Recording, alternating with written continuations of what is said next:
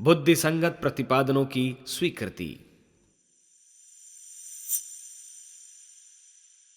साधारणतः जख्म भरने में देरी लगती है, पर जब डॉक्टर खून बंद करने की जल्दी में होते हैं तो टांके लगातार रक्तस्राव को जल्दी ही बंद भी कर देते हैं। गत 2000 वर्षों की निकृष्टता को ठीक होने में भी इसी प्रकार कम समय लगना चाहिए। नियंता की विशेष व्यवस्था का यह भी एक चमत्कार है कि कम समय में घाव सिए और ठीक किए जा रहे हैं। 21वीं शताब्दी ऐसे ही चमत्कारों से भरी है, जिसमें देर तक भोगे जाने योग्य दंड की जगह उनकी चिन्ह पूजा करके ही किसी प्रकार सुधार कर देने का सुयोग बन गया है। हजारों वर्षों से बढ़ती जा रही है अनीतियों को कम समय में सुधारने का अवसर मिल रहा है, और उद्दंडों को वांछित दंड देने की अपेक्षा केवल डरा धमका कर ही सही रास्ते पर चलाने का प्रबंध बन पड़ रहा है।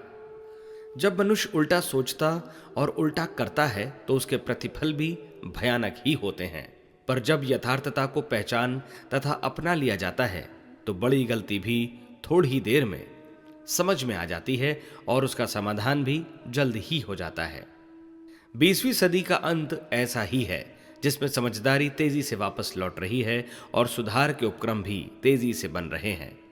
जो गलती लंबे समय से चल रही है और आए दिन एक के बाद एक दूसरा त्रास उपस्थित कर रही है, वह इतनी जल्दी सुधर भी सकती है, इसकी आशा कम ही की जाती थी।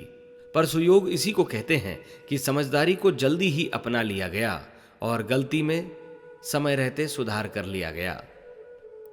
बोया हुआ बीज ही कुछ समय में अंकुर बनकर फूटता है और बिना आवश्यक खाद पानी लगाए वह पौधा और फिर पेड़ बन जाता है। सद्बुद्धि का उद्भव और उपक्रम भी ऐसा ही है कि समझदारी लौट पड़ने पर कठिन दिखने वाली समस्याएं कम समय में ही सुलझ जाती हैं।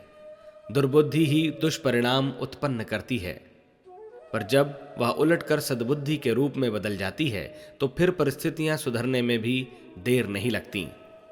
लगता है 1 शताब्दी में ही उतना सुधार हो जाएगा जितना कि सामान्य गणित क्रम में कई शताब्दियों में होना चाहिए था।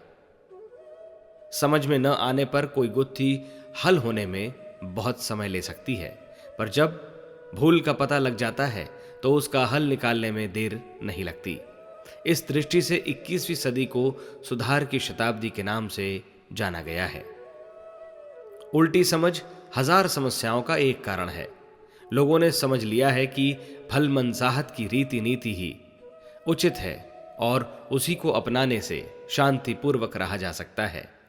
इन दिनों एक हवा चली है कि हर आदमी यह सोचने लगा है कि दुर्बुद्धि का परित्याग किया जाए, दुष्टता से हाथ खींचे जाएं और रीति नीति ऐसी अपनाई जाए जैसी कि सज्जनों को शोभा देती है।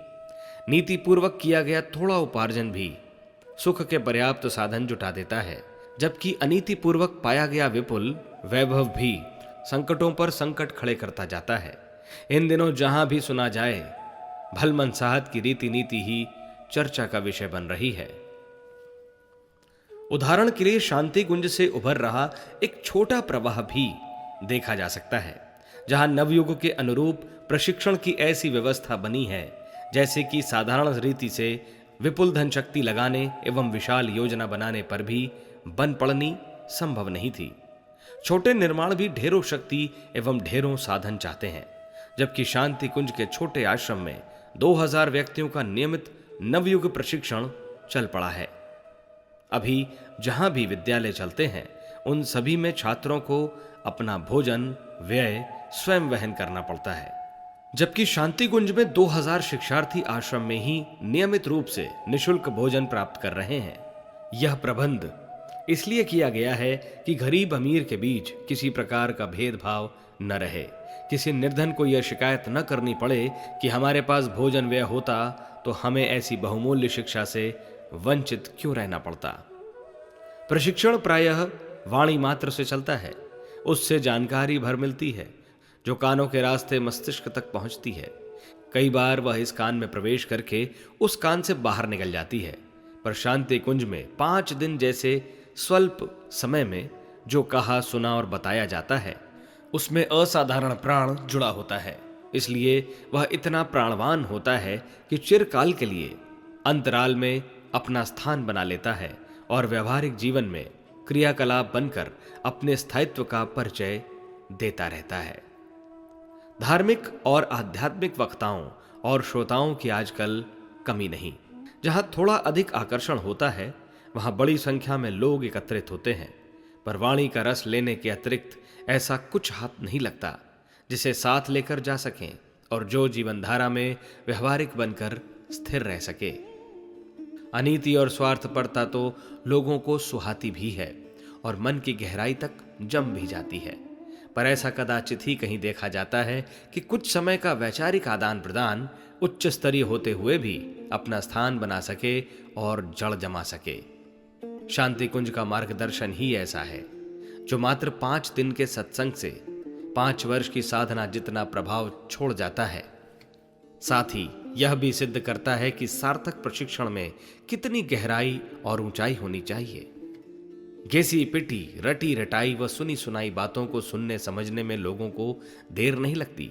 इन सब में कोई विरोध का झंझट भी नहीं होता, समझने में मस्तिष्क पर दबाव भी नहीं पड़ता। किंतु समय के साथ चलने वाले युग धर्म में ऐसी अनेक बातों का सम्मिश्रण होता है जिनमें नवीनता भी रहती है और जो विवादास्पद भी समझी जाती है। उन्हें स्वीकारने और हृदयंगम करने में बुद्धि पर दबाव भी बहुत पड़ता है। इसलिए देखा गया है कि लोग घिसी पिटी बातों को ही सहजतः समझते और स्वीकारते रहे हैं, पर जिनमें तर्क, तथ्य, प्रमाण और उदाहरणों की भरमार होने पर भी पूर्वाग्रहों के साथ संगति नहीं बैठती, उनके प्रति असहमति ही व्यक्त करते रहते हैं। ऐसा अब तक कम ही हुआ है कि समय की पुकार और युग धर्म को लोगों ने बिना किसी ननु नच के, बिना विवाद झंझट किए स्वीकार कर लिया हो। पर शांति कुंज के प्रतिपादन और परामर्श ऐसे ही देखे गए हैं जिनके प्रति आश्चर्य तो प्रकट किया गया है, पर किसी ने उन्हें यथार्थता से विपरीत ठहराया नहीं है। आमतौर से स्वार्थ सिद्धि के परामर्श ही भौतिक और आध्यात्मिक क्षेत्रों में अनुकूल समझे जाते और सहज ग्राह्य होते हैं, पर जिनमें लोक मंगल और नव निर्माण के अप्रचलित सिद्धांतों का प्रतिपादन किया गया हो, ऐसे प्रतिपादनों का विरोध या उपहास ही होता है। आश्चर्य इस बात का है कि प्रचलन का विरोध होते हुए भी युग धर्म की व्याख्या को, नए विचारों को अब सामान्य बुद्धि द्वारा ही समझा और स्वीकारा जा रहा है। हमारे YouTube चैनल शांति कुंज वीडियो गायत्री परिवार को सब्सक्राइब करें एवं बेल आइकन जरूर दबाएं ताकि गायत्री परिवार की विभिन्न गतिविधियों की जानकारी आपको मिलती रहे।